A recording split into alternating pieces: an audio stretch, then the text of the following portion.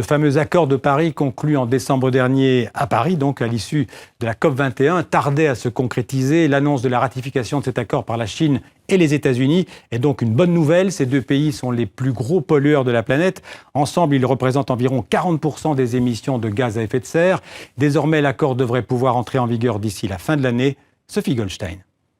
Usine fermée depuis 2 semaines jusqu'à 300 km à la ronde à Hangzhou dans l'est de la Chine, où s'ouvre ce dimanche le G20. Ciel bleu de mise, Pékin a voulu marquer un autre grand coup en annonçant la ratification du traité de Paris sur le climat. La protection de l'environnement doit s'envisager à l'échelle planétaire, affirme le président Xi.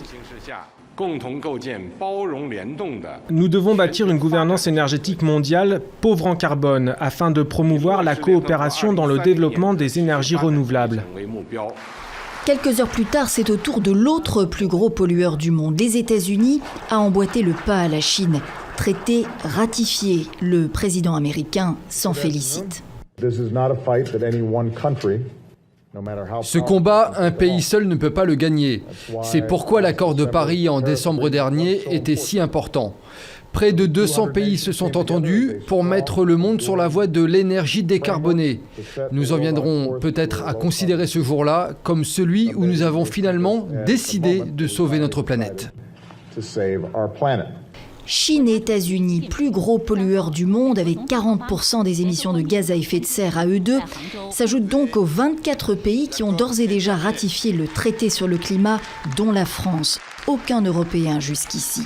Mais pour que le texte entre en vigueur, 29 autres pays doivent le signer. D'ici la fin de l'année, espère l'ONU et Paris. Sans illusion, quoi qu'il en soit pour les experts, car l'objectif de 2 degrés de réchauffement au plus ne sera pas tenu. Il faudrait pour cela, d'ici 2030, que les pollueurs multiplient par 6 leurs ambitions de réduction d'émissions. Les paradoxes du reste ne manquent pas. La Chine est par exemple le plus gros investisseur mondial dans le solaire, mais aussi un très gros consommateur d'énergie au charbon.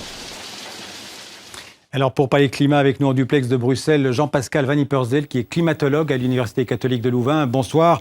Alors après cette annonce chinoise et américaine, vous êtes plutôt optimiste ou pessimiste pour l'entrée en vigueur de cet accord avant la fin 2016 ? Je suis assez optimiste parce qu'à partir du moment où on a des acteurs aussi importants que les États-Unis et la Chine qui ont ratifié, eh bien, ça va donner un signal aux autres. Ça va mettre l'Union européenne sous pression aussi, comme votre reportage le soulignait.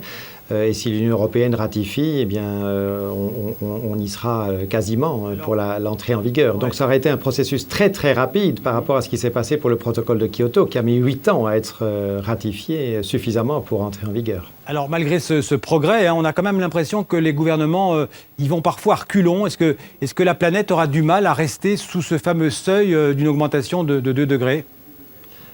Oui, alors ce sera certainement un objectif difficile à atteindre, d'autant plus que l'objectif a été renforcé à Paris. C'est 2 degrés, mais c'est 1,5 degré si possible, ce qui demande des réductions d'émissions encore plus rapides, encore plus intenses. Donc ce ne sera pas facile, mais avoir un bon cadre juridique international comme l'accord de Paris pour coordonner l'action, c'est un élément très important. Donc il est urgent que cet accord entre en vigueur. Alors justement, entrer en vigueur, qu'est-ce que ça veut dire ? Il faudrait investir aujourd'hui massivement dans les énergies renouvelables, dans les énergies non fossiles, faire comme l'a dit Barack Obama, décarboner l'économie ?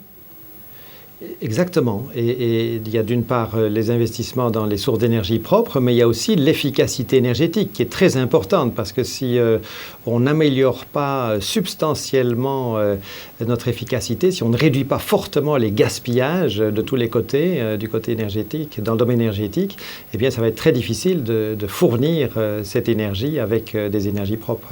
Parce qu'évidemment, on s'attaque à des lobbies très puissants, comme le lobby pétrolier, qui n'a pas intérêt, sauf à lui-même s'adapter aux énergies propres, qui n'a pas intérêt à perdre trop tôt la main, si j'ose dire. C'est tout à fait vrai. Maintenant, certains commencent à le comprendre et il y a des groupes pétroliers qui commencent à investir davantage du côté des énergies renouvelables et je crois que c'est un bon signe. Pour le climatologue que vous êtes, le climat, c'est une question de long terme et la politique, malheureusement, souvent une question de court terme. Oui, c'est vrai que, vous savez, ça fait presque 40 ans que je travaille sur le sujet et ça fait 40 ans que les climatologues disent la même chose et c'est seulement maintenant qu'on commence au niveau politique à se rendre compte qu'il y avait urgence déjà il y a 40 ans et donc oui, on a perdu beaucoup de temps. Merci beaucoup Jean-Pascal Vanni Purcell d'avoir été en duplex avec nous depuis Bruxelles. Merci beaucoup. Plaisir.